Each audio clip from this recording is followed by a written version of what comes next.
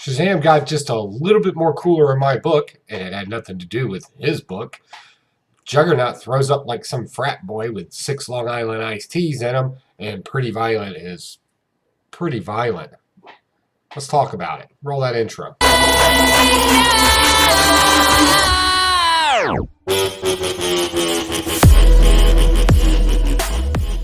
What's shaking, you wonderful weirdos? I'm Pocan Joe, and as always, you're pretty cool for coming out. And for all you that came to my online auction at People's Online Auction House, thank you for swinging by. I hope you got everything you wanted at a fair price. Also, if you did, comment down below so I can definitely personally thank you. Your stuff will be in the mail soon. Speaking of auctions, don't forget Saturday night, 9 p.m. Eastern Standard Time on YouTube. The boys over at Blast It or Stash It, that's Blast It or Stash It, are going to be having their live auction right there. And then also they're going to flip around on Sunday night at 10 p.m. Eastern Standard Time on YouTube. And we're gonna review a lot of these books all together. Myself, Huey's Comics, or as affectionately we call him, Raccoon Strangler, aka the Half Squatch. We're also going to have Spectacular Spider Grandpa on there. Huey's going to be jumping in, or Drew Manchu, I should say. And yeah, I think we're all going to hang out. We're going to argue about comic books or try to push each other's buttons. It should be fun. Come on in. We'll have the live chat going on just for you. So without further ado, let's run down the comic books we got this week. Did we see anything interested in them? Did we not? Well, let's find out. First, we're going to start off with Marvel. I'm going to go ahead and we're going to kick this off with Avengers number 24. I'm really digging this. I think we're being led up to another story arc, or at least the new run for Ghost Rider. I think that's a fair assessment. We got Reyes and we got Blaze. They're racing through hell. We also got Frank Castle. I know he's the Punisher, but in this one, he's the Cosmic Ghost Rider, and he basically just hands everybody in Avengers Mountain their bone. That was crazy. We find out that there's some sad tragedy. If you don't know Reyes that well, that's very fine, because they kind of give us an update on him and how he kind of came from like this weird, or he has this weird uncle that's kind of like, I don't know, creepy and weird. So yeah, this has been really great. I really like what's going on in this. It looks like Cosmic Ghost Rider and the rest of the Avengers are going to go ahead and shoot on down to the down place, and they're going to find out what's going on down there. This is just fun reading. I really like, before we go any further, I really like this whole thing they're doing where they're showing us all the different Ghost Riders over the history. It's been great. There's some great dialogue in here about it. And then you get beautiful splash pages like this where you can kind of tell by the way they dress where they're from or what time frame they're from. And then they talk about this is something that was done. They've also mentioned something else interesting in here, that they're mentioning the others. Who are they? They're the ones that won't be spoken of, like a Voldemort type of thing. I don't know. I want to know more about that, because they definitely hurry up and shoot that dialogue away so you wouldn't think too hard about it. So that definitely interests me. I'm definitely going to be checking that out.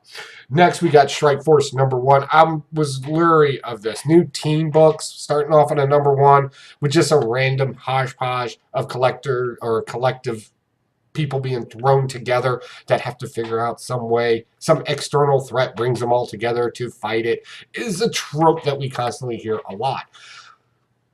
With that said, they made it work. This was actually pretty good. I like the premise of this story. These what do you call them? Shapeshifters, being from kind of like a spinoff from that War of the Realms type of thing. Blade kind of happened to deal with this before. Valkyrie kind of knowing a little information about it. Is her name Valkyrie in this one?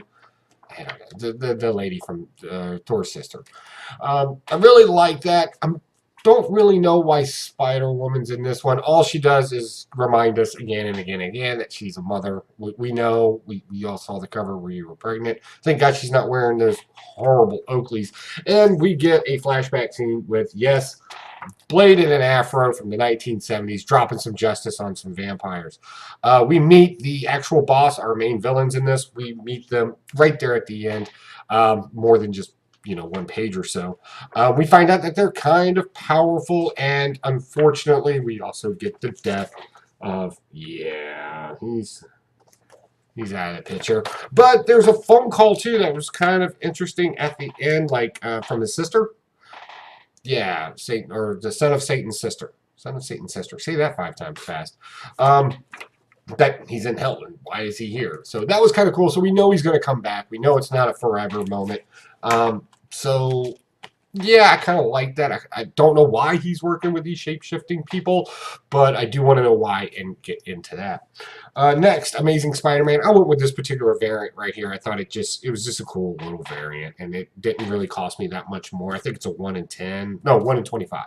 This is the 1 in 25 variant for Amazing Spider-Man number 30. Oh my lord, do we have some things going on in this. First, we find out that Kindred, the guy that looks like Mumra. Yeah, that guy. Yeah. Okay. Apparently, he has quite the past with Norman Osborn, right? Like he knows a lot about him. He's dealt with him before. There's a past there in some way, shape, or form, even though we don't know who Kindred really is yet. I'm liking that. I like mysterious characters that come out of nowhere, and dun dun dun, it's actually somebody else because you never know who they really are. So I'm really digging the mystery side of that, but also just on the flip side, we get a great story of like past redemption, really. Just because you're bad, are you always bad? Dealing with your past mistakes, dealing with this. We know Norman Osborn is inside of a padded cell right there at the beginning, but we find out at the end that, yes, one of the Carnages is him as well. Or it's the father. Yeah. Osborn Sr. So it's really kind of confusing right now. And the way the art works in it, it's kind of hard to tell who's who sometimes because they keep adding characters that look so similar to other ones. You might need to take a double take on it, but I don't know. I'm still enjoying the story, and it's great stuff. And it's not to say the artwork's bad. The artwork is really good in this. So I'd definitely be picking that up. So we'll just go ahead and jump right into this next one. This is my pick of the week. Probably my pick of the month, too. This was super fun. In here, if you remember, we had Juggernaut. He's being hung upside down, and he's being tortured by frost giants that know some hocus pocus Harry Potter stuff. Don't care. It doesn't matter. It's comic book language. So Frank Castle, and then this one, he's the Punisher, not some cosmic Ghost Rider. I know, it gets so hard to keep everything together with this, but it is what it is. And Froggy has to have a distraction. He's not too happy about that. But Frank Castle starts dropping bodies. We free Juggernaut, and yeah, what does he do best? He starts moving and legitimately just starts running through people. Some of the most I don't know who thought up the illustrations for this, but I'm going to tell you, not too shabby. I mean, you're kind of a sick dude. Even the goat gets some action in this. Yes, the goat that is pulling the van gets a little bit of action. I thought it was funny watching, what was it? Juggernaut throw up all in the van and all over Froggy to boot. I thought that was absolutely hilarious. So yeah, that happened because of something that Frank did. Also, that little bamboo torture trick where he stuck the sword in the giant's underneath his fingernails. Like, even I kind of cringed a little bit on that when I was reading it. I was like, oh. We're slicing faces off. And then we realized that, well, Daredevil's kind of a douchebag because he hasn't realized that his friend has been gone for like days now. So, yeah, that was weird. So, all that's been happening. So now we have Juggernaut on board. So we got our typical quest type story. We're building our team, and now they're going to go off and fight the bad guys. I'm really liking it. Juggernaut got on board real quick when he kind of saw the story and the drawings with the kids and everything. It was really great. Next, Powers of X. So I did some research. So I'm not going to get too deep into this because I'm actually going to take the House of X and the Powers of X, and I'm going to do just a complete thing on all of them because I found out some interesting stuff.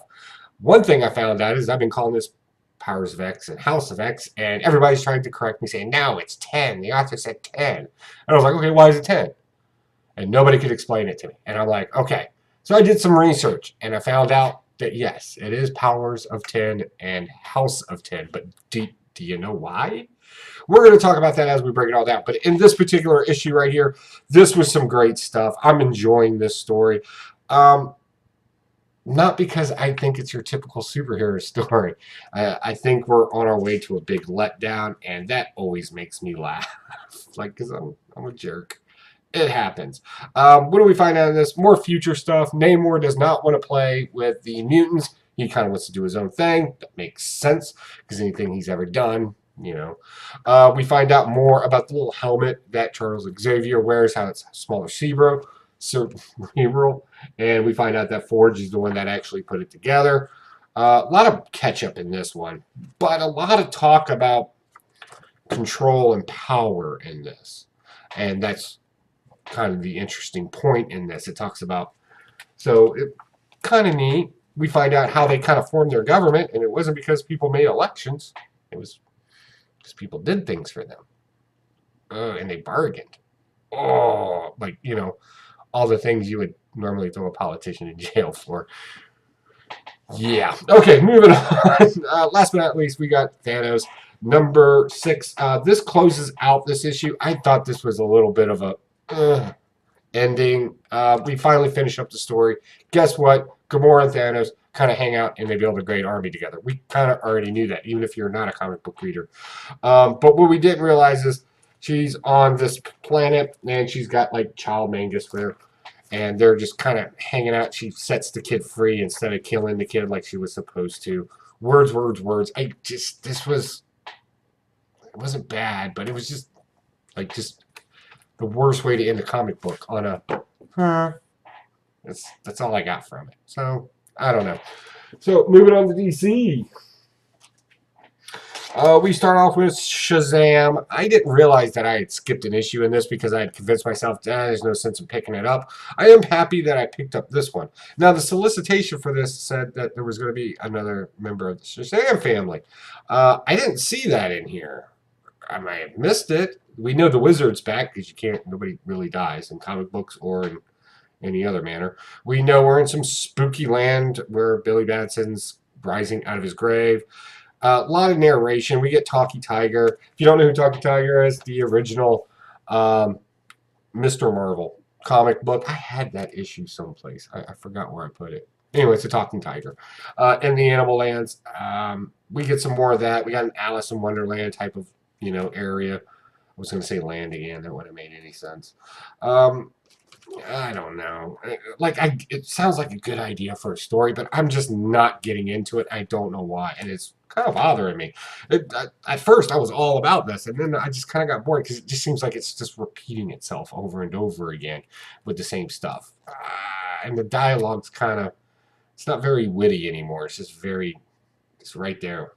So, I don't know. Not really getting into it anymore. I'll probably be dropping it. Next. Freedom Fighters, I'm going to tell you right now, are you American? You need to be reading this. This is all about America, and I'm kind of okay with that. We get the uprising in Detroit, in case this is your first time watching it. In this particular comic book, this takes place in an alternate universe where the Nazis actually won, and like Hitler the Third or something like that's running the country now. They took over America, and the Freedom Fighters are a group of people trying to stop that. We actually have Uncle Sam in here. Uncle Sam doesn't do much on this. They kind of picks up from the Black Condor part, and Black Condor liberates the people of the factory, which was totally off mission. He takes the serum that turns him into Plastic Man. But one of the greatest things in here is I just love the concept. I don't know what it is. This patriotic stuff just makes me happy. But there's this one scene where all the people in the factory are black, by the way, because Nazis, right? So it has them all. Yeah, it has them all kind of. They're about to get locked down. The revulsion has started. They're about to lock and load and shoot at them. They're given the command for it to happen. And everybody started saying the Pledge of Allegiance. They're like, do you have any last words? And they're like, yes, I get the corniness of it, but I don't know. It just seemed very, very patriotic to me, and I really enjoyed that. I don't know. Sometimes even I get a little cheesy, and I have emotions. And, of course, now Black Condor can fly, and he's a Plastic Man at the same time. And this whole time we've been waiting on the outskirts for Captain America, or not Captain, I wish it was too. Uncle Sam and Captain America fighting side by side. Throw Santa Claus Jesus in there, and that's the most elite team ever. So Uncle Sam at the end does his famous finger pointing thing, but says very different words. We're coming for you, ratsies. I really like that. I don't know. I like the cheesiness of this because it kind of plays off of maybe something we don't really get a whole lot today. Some real patriotic type momentum, and I really liked that. I thought they did a good job at it without making it sound weird, even though it was cheesy. Cheesy and weird. I don't know. If you read the comic book, comment down below and let me know what word best fits that. I'm not sure. Next, Batman, Curse of the White Knight. Sometimes in this, I'm like, I don't care about this. Why? Like this very long dialogue from Harley Quinn. Now, I get Harley Quinn's a chatterbox. Like, I get that. Um, and what is it with Batman books lately with them killing off their B-list characters? Like in this one, Gordon gets stabbed and dumped in an alley. Did I spoil that for you? I'm sorry.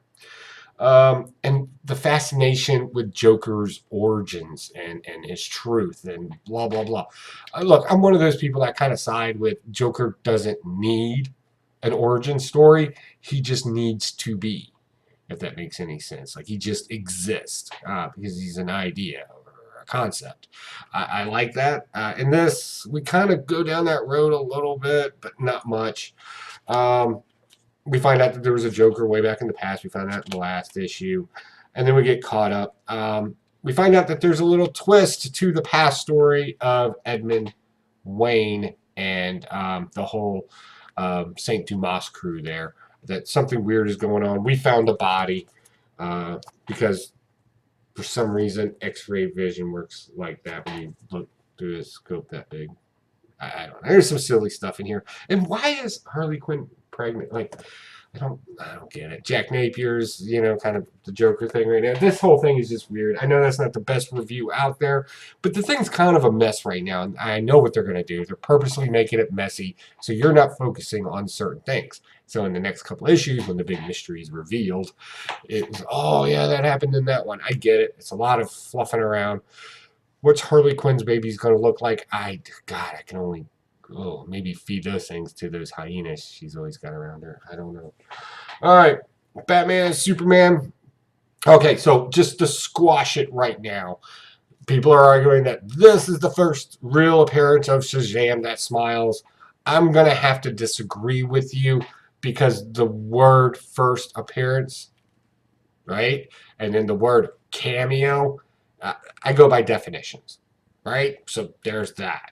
Okay, I don't know what to say. I will say it's his first cover appearance. I'll give you that. But other than that, no. This is not Shazam's first appearance. Whatever. Other than the controversy going about that, which I never thought I would be in a community where we would argue that kind of stuff. I really need to make better life choices. So moving on in this, we find out that there are certain superheroes that are kind of already been chosen to be part of the Dark Universe with the Nth Metal. I like this. I love the psychology that's being played in this. Billy Batson, of course, being evil right now, fighting Superman. They're duking it out, and then like all of a sudden, just to keep Superman down for a second, he changes into Billy Batson and says, "Please, Superman, help me. I'm still in here. Help me." And Superman being a Boy Scout, of course, that does not work out for him. I thought the artwork is beautiful in this. I like Batman crashing his jet right into him. I like the play on psychology, and because in this case, you can't really tell Shazam from Billy Batson. Well, I mean, you couldn't when he was good either, and that was kind of the whole point of it. I'm glad they kept that. Let's see, people get healed, people get into a fight, yada, yada, yada. We find out about his team, and then we change Superman into the Superman Who Smiles to get information from the Batman Who Smiles. I really wish they would shorten down these names. We need to give these cats nicknames. So what's going on here? Some people are like, oh, it's a disguise. Well, no, if you remember in the Batman Who Laughs, when you get injected with the serum, it kind of takes a while for it to completely take over. Like, Batman had a lot of time. So Superman being super, I'm sure, can I don't know, because he's Kryptonian microcell organisms in his body can make it last longer or whatever. Doesn't really matter. We know that I generally think that he's infected in this, and then we're playing on a time schedule here that we need to get this information quickly.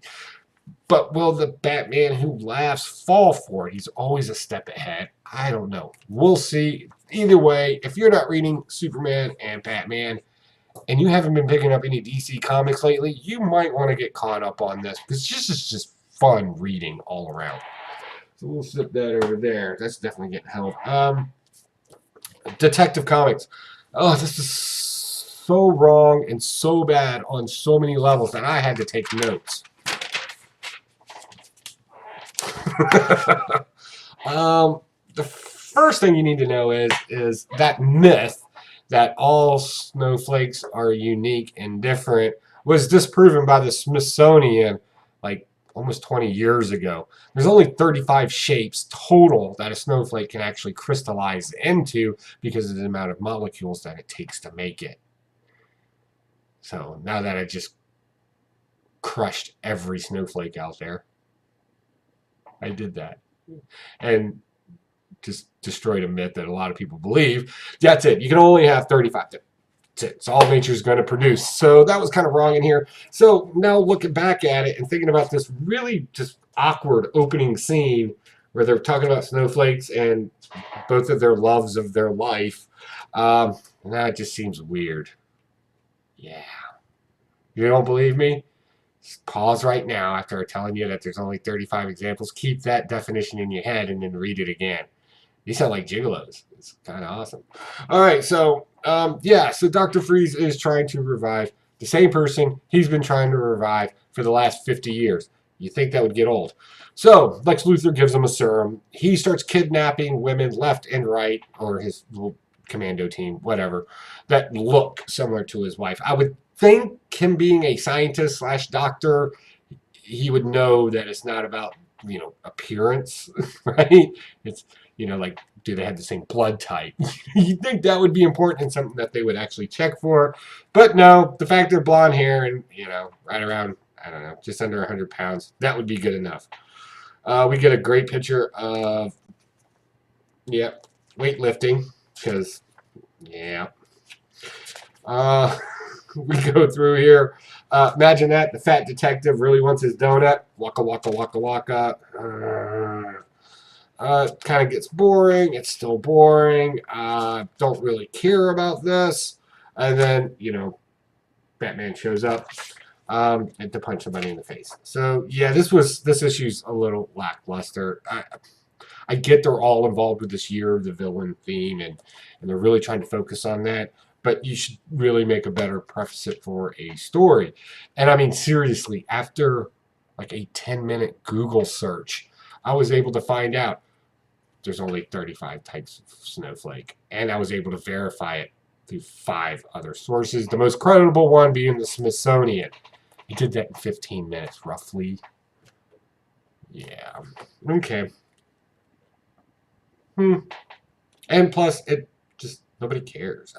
Please comment down below. Do you care that Dr. Freeze, Mr. Freeze, whatever he's calling himself these days, do you really care that he's still trying to save the same woman now for years? Or do you just want him to go do something villainous? Like, just go rob a bank. Like, I would be cool with that. Instead of, I'm really the lifesaver in this situation. I just make bad choices because I'm super smart, but, ethically challenged. Moving on. Action Comics. I'm going to tell you right now. I read the first run of Naomi, and I was absolutely scared. I was scared because they had a great premise for a great character, and I was so scared that they were going to make it a Mary Sue. I was like, man, don't. You got a great opportunity here. And for the most part, they didn't in her series. And then I find out that she's going to be an action comic, and she's going to be chilling out with her #1 hero, Superman. And I'm thinking, yeah, here we go. This is where things are going to get weird. And no, and thank you for that. Bendis and all of you, the art in this is just great. It's great stuff. I really like this. She doesn't know how to fly. She's learning how to fly. She's a teenage girl. Probably making some, irrational decisions like I think we all did when we were young. Superman shows up and he's like really chill with her. And he's like, okay, we need to speed this up. Let's get you over to the Justice League. Let's start doing some diagnostics on you. Let's find out about you because I see some sort of weird energy in you I've never seen before. So they do that. For some reason, the Wonder Twins show up. I guess we needed some Thunderlust action. Please reference Wonder Twins #1 and 2 for what Thunderlust is. Or buy a shirt from Blaster or Stash It. Says we are Thunderlust. Yeah, it's on it. We sell a t-shirt that says that. And I'll be honest with you, I hate the Wonder Twins. So Batman shows up and being the world's greatest detective and apparently a doctor because he's big brain. Whatever, it still made it good. He starts asking a bunch of questions, starts looking into her. Apparently he trusts her to some degree because he hasn't blown her up, although he did kind of shock her a little bit.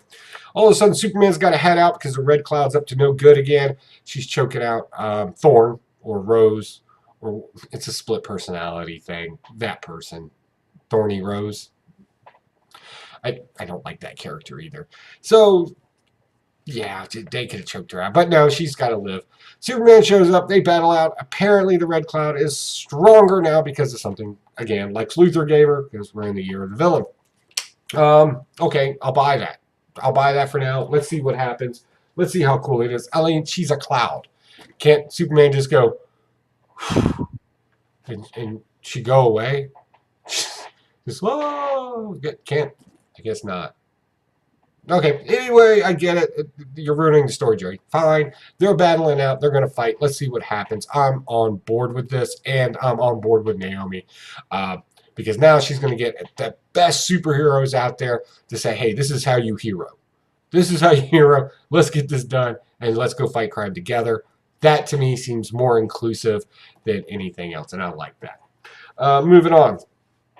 Yeah, I'm still reading this, and I'm still loving this. So, if you remember back during the witching hour, Wonder Woman had something in her that made her objectively different in the magic world than everybody else. Well, apparently some of it is still there.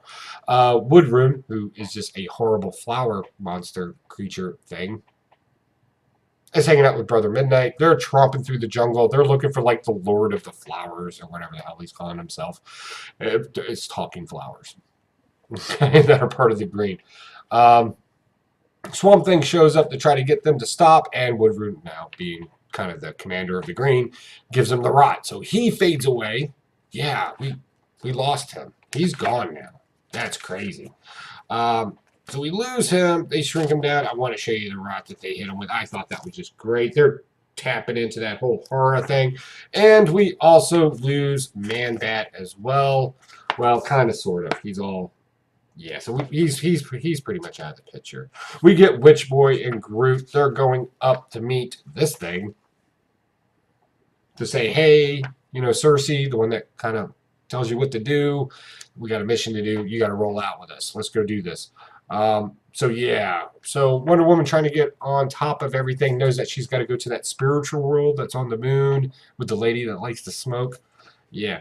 And apparently she's freaking out about something, and Wonder Woman can't figure out why. Well, that's because dun dun dun. Now, it'd probably be easy to say, oh, that's Cersei. Cersei's coming to get her. I don't know.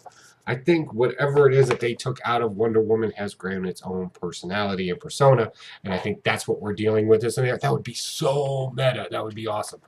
Or metaphysical, I should say. Also, we get some great stuff here with Eclipso coming back. His little diamond thing apparently has been healed. He feeds off magic, and he's trying to break out of things, even licking the glass. It's kind of creepy. But it works. It works so well. And now I'm just a little bit more happier that I have the first appearance of Calypso in comic books. Yeah. Okay, moving on. And then there's this. Okay, I want to show you all something. Let me see if I got it here. I don't have it here. Okay, so I'm not even going to count how many books I've read in my life. So some of the things that I've read in my life, just to give you an update, right? Most of the works from Shakespeare, right? Hamlet, Romeo and Juliet, Macbeth. I've read The Odyssey, just one of my favorite books of all time. And I mean, I'm talking, I read the novels. Okay, just picture this for a second. Heck, I've read the Bible and most of the Quran just because I like arguing with people. I've read instruction manuals on how to break down M1 tanks. Don't ask why. I was on this thing where I thought I was going to buy a tank at one time. I was able to read those from cover to cover and not fall asleep.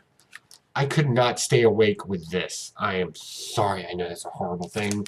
But again, we're starting over on a new story with Harley Quinn, but not really. And again, we're touching base on that whole what's his real origin story. I think I've already spoken to that. Um, this thing read like, I don't know. The entire thing was mostly narration, and when it wasn't narration and dialogue, it was still talking about her. I, there's other people in the world, Harlan. It's not just you. So yeah, not a big fan of this. People are like, well, because the writer, you got to pick up issue number 2. Well, first, I don't have to do anything; it's by money.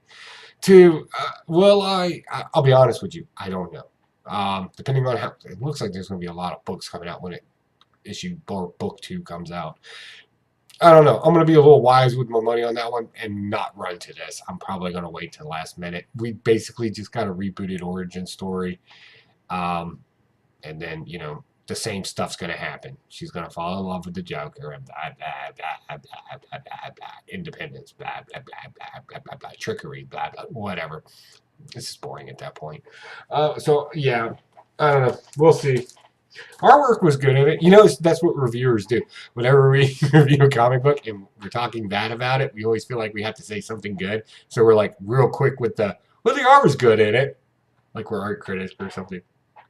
I'm not an art critic, so I don't want to tell you. Pretty violent. This is just a fun, stupid read, but the message in this one is that family always supports each other. If you don't know our little heroine up there, her family is a league of supervillains, and she wants to be a superhero, but she doesn't have the patience, etiquette, or really anything other than a desire. So in this one, her family tries to set it up to where she beats her brother in a street fight, and she thought she killed him. Emotionally distraught her, crying, sobbing, the whole 9 yards. And he's like, "No, really, I'm alive. We just did this to make you feel better like a superhero." And everybody loves her now. She's on TV. She's heroine of the year. Yada yada yada. Seriously, the villains infected a bunch of kids to make them zombies. Like that's how far they went. How far does your family go for you? That's I they might make me a cup of coffee in this house. I'm just saying. My wife has made me a cup of coffee before. Yep, that's about as far as that's gonna go. So this is really cool. It's definitely just a fun read. I would not let kids read this book because the language in this thing is like how you use this little squiggly lines and hashtags and all that stuff when they're trying to cuss. Not in this one. They're just straight up dropping them on you. So be careful with that. What's going on now? Baltimore Comic Con is a go. We got our house tickets have been bought. Spectacular Spider Grandpa's going. We're going to be riding up there. Who knows? On these long drives, we may very well just get on and want to talk to you. So definitely, if you haven't subscribed, hit that bell down below so you'll know when we're heading out there or when we're doing a video, and you can jump on with us and talk with us. Like, subscribe, all that great stuff. And definitely check out Spectacular Spider Grandpa right here on YouTube as well. Don't forget Blaster Stash at 10 p.m. Eastern Standard Time. That's where we do our review of this stuff and some more. I should have about 4 more books coming in, actually. I wanted to get this video out. Again, Saturday night, starting at 9 p.m. Eastern Standard Time, we're going to do one of our Blaster or Stash It comic book auctions. I encourage you to swing by. I got to clean out another box of some stuff. And it's a lot more exclusive stuff because I have doubles of them. So I'd rather them go to a collector out there in the community. So definitely swing by for that. And thank you all for coming by my online auction and buying up all the stuff that I just could not keep anymore.